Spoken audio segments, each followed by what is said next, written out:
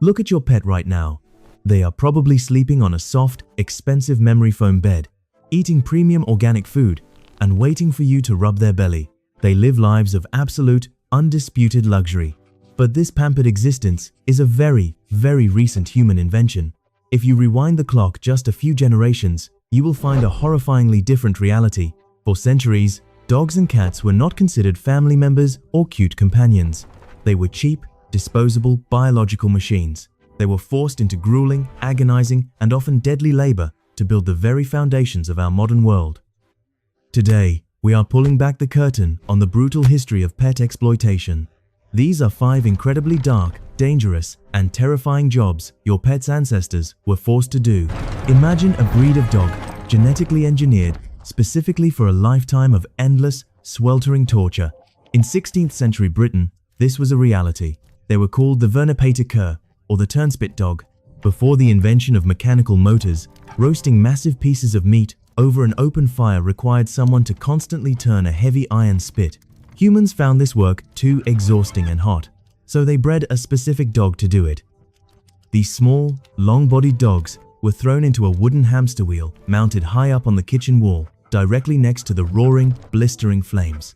They were forced to run for hours on end, terrified and overheating. If a dog slowed down from sheer exhaustion, cruel cooks would throw glowing, red-hot coals directly into the wheel to make them run faster to avoid burning their paws. They were treated worse than farm equipment.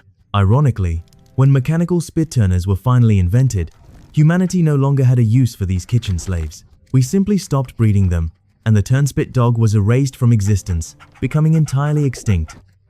While horses and oxen pulled the heavy carriages of the rich, the poor needed their own beasts of burden. In 19th century Europe, particularly in Belgium and the Netherlands, dogs became the literal engines of the working class.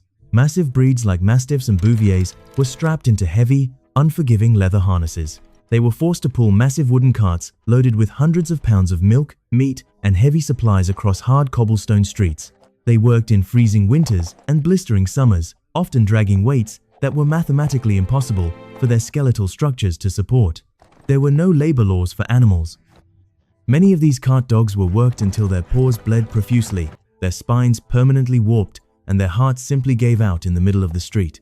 When they collapsed and could no longer pull the heavy loads, they were often shot or abandoned in the gutters.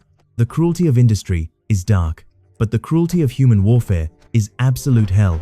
During World War II, the Soviet Union faced a massive, terrifying invasion by heavily armored German tanks. Desperate to stop the mechanical beasts, they turned to man's best friend. They gathered thousands of dogs and systematically starved them. Then, they would place food directly underneath stationary tanks. The starving dogs quickly learned that their only source of survival was hiding beneath the heavy armor. When the actual battles began, the military strapped heavy canvas pouches filled with high explosives onto the backs of these dogs. The triggers were simple wooden levers that would snap backward when the dog crawled under a tank. The terrified, starving animals were released onto the chaotic, deafening battlefields.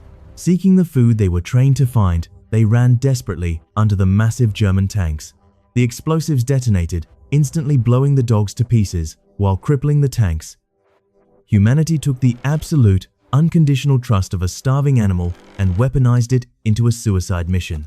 We often think of cats as aloof, indoor companions who hate getting their paws dirty, but during the horrific nightmare of World War I, an estimated 500,000 cats were drafted into the military. They were deployed directly into the filthy, mud-soaked, blood-stained trenches of the Western Front. Their primary job was to hunt the massive swarms of rats that were spreading disease and eating the soldiers' rations. But the military quickly discovered a much darker, secondary use for these felines. Cats have highly sensitive respiratory systems. When invisible, deadly chemical weapons like mustard gas or chlorine gas were deployed across no man's land. The cats would begin to suffocate and die long before the soldiers noticed the smell. They were intentionally used as living, breathing, early warning systems.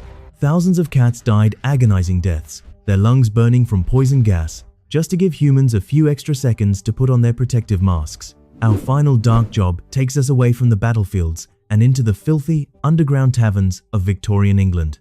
Before modern animal cruelty laws existed, humans sought out incredibly violent, bloody entertainment. One of the most popular sports was rat baiting. Small, aggressive dogs, specifically the ancestors of modern terriers, were thrown into a small, enclosed wooden pit. Then, humans would dump hundreds of massive, desperate, cornered sewer rats into the same pit. The crowd would place heavy bets on how long it would take the single dog to kill every single rat. It was a terrifying, chaotic bloodbath. The dog would frantically snap and bite, but the cornered rats would fight back aggressively. These terriers would routinely have their faces, lips, and eyes completely ripped to shreds by the swarming rodents. They suffered horrific infections and agonizing pain, all while crowds of drunken humans cheered and traded money over their bleeding bodies.